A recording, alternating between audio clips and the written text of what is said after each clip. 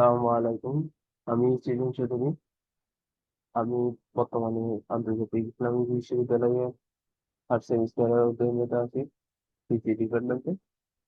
আর এটি হচ্ছে আমাদের ডাটা স্ট্রাকচার কোর্সের প্রজেক্ট। এটি মূলত এটি এই প্রজেক্টটির নাম হচ্ছে লাইব্রেরি ম্যানেজমেন্ট সিস্টেম। এই প্রজেক্টটি তৈরি করা হয়েছে ডাটা স্ট্রাকচারকে বেস করে। এখানে যে কোডটি দেওয়া আছে সেটি আমি গিটহাবে আপলোড করে দিয়েছি, সেটা ডিসক্রিপশনেও দেওয়া হবে। আচ্ছা, কোডটি রান করে দিবি।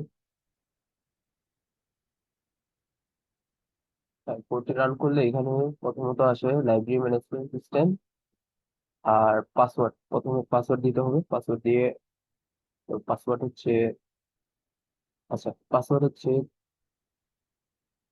4টা জিরো। এরপরে কন্টিনিউ। আমাদের কাছে মেনু চলে আসলো। তো প্রথম মেনু, প্রথম অপশন দেখতেছি আমরা এখানে বুক ইস্যু। বুক ইস্যু বলতে এখানে কেউ যদি বই নেয় তাহলে প্রথম অপশন সিলেক্ট করবে। আর কোন স্টুডেন্ট যদি বইটি জমা দেয় তাহলে এখানের মধ্যে 2 নম্বর অপশনে গেলে ওই জমা দেওয়ার সেটি চলে আসবে। আর 3 নম্বর অপশনটি হচ্ছে অ্যাডমিনিস্ট্রেটর মেনু। তো আমরা এখানে গেলে মূলত দেখতে পারবো আমাদের ম্যানেজমেন্টটার যে মেনু নেওয়া আছে এখানে। 3 নম্বর।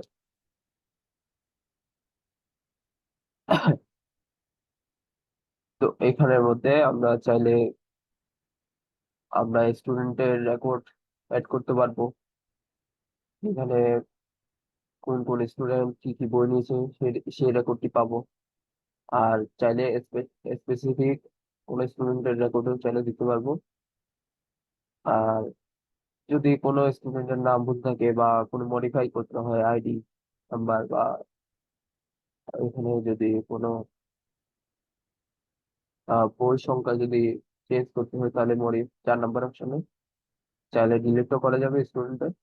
কিভাবে আমরা চাইলে নতুন বই অ্যাড করতে পারবো, সব বই কি কি কত কোয়ান্টিটি হিসেবে আছে সেগুলো দেখবো। আচ্ছা, এরপর স্পেসিফিক বইগুলো দেখতে পারবো এই প্রজেক্টের মাধ্যমে। এখানে টোটাল 11টি অপশন আছে, একটি একটি করে দেখাচ্ছি। প্রথমে এক লিখলাম। তো ফার্স্টে এখানে স্টুডেন্টের এডমিশন নাম্বার খুঁজতেছে। তো আমরা আগে এখানের মধ্যে অ্যাড আছে এরকম স্টুডেন্টের একটা নাম দিলাম।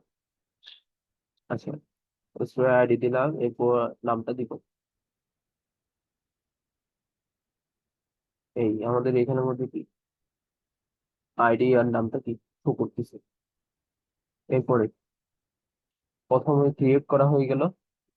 এরপর ডিসপ্লে করব যে কতজন স্টুডেন্ট আছে সেগুলো যদি দেখতে চাই তাহলে 2 দিলেই চলে আসতেছে। তাহলে আপাতত একটি স্টুডেন্ট দেখাচ্ছে। আর চাইলে আমরা মাল্টিপল এখানের মধ্যে অ্যাড করতে পারবো। তো আরো একটা স্টুডেন্ট দেখে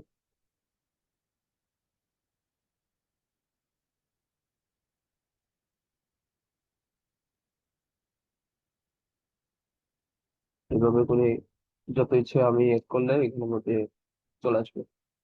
এই দুজন শো করতেছে। আচ্ছা, আমি যদি চাই যে কোনো একজন স্পেশাল ভাবে দেখবো তাহলে তার আইডি নাম্বারটা দিব। তাহলে এটা চলে আসলো। এরপর 4 নম্বর অপশনে যদি মডিফাই করতে চাই তাহলে 4 নম্বর দিলাম। সরি।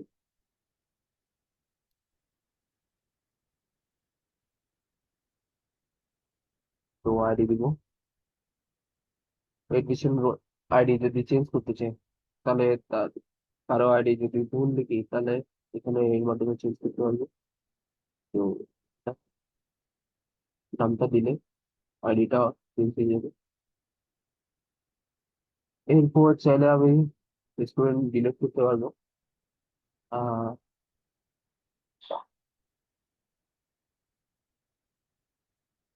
তো এখন তখন বিলোতে গেছে এখন দেখবো যে কি শুধুমাত্র একটি স্টুডেন্ট আছে।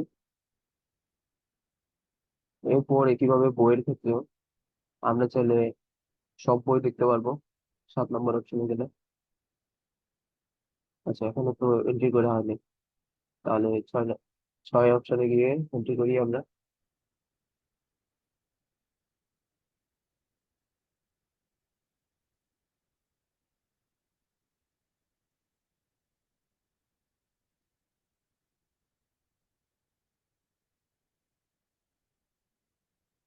আর এখানে অথরের নাম,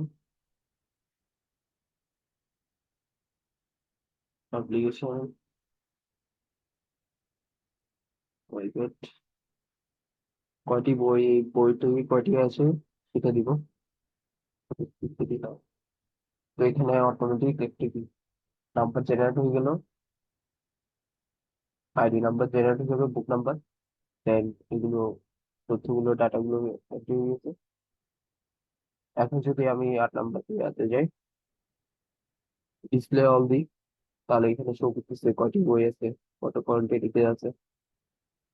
একইভাবে আমরা মডিফাইও করতে পারবো, চাইলে নামটা চেঞ্জ করতে পারবো। এখানে আমরা যদি এর নাম্বারটা দিই, তাহলে এটা চলে আসতেছে। বুক নেমটা যদি চেঞ্জ করি,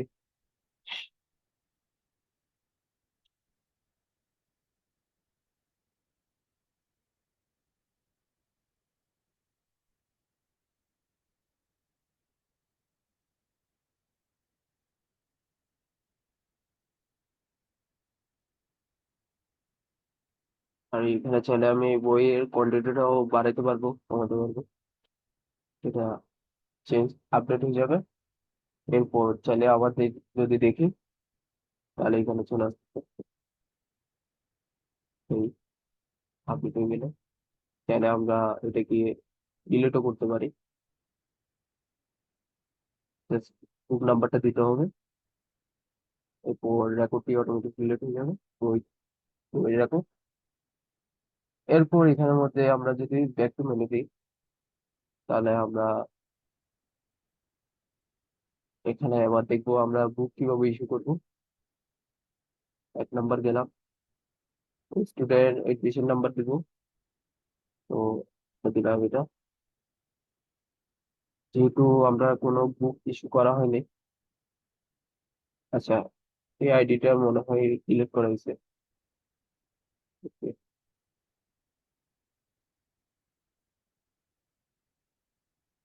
হ্যাঁ, আচ্ছা, আমরা আইডিটা চেঞ্জ করেছি, এই জন্য এখানে আমি বেশি করতেছি না।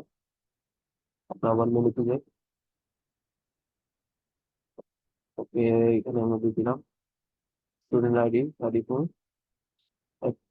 একটি বই নিয়েছি, সেটা বুক নাম্বার দিতে হবে এখানে। আমাদের এটা মূলত হচ্ছে কি, কি বই আছে সেটা দেখাচ্ছে। এখানে আমাদের বই নাম্বারটা এখান থেকে চুজ করে দিতে পারবো।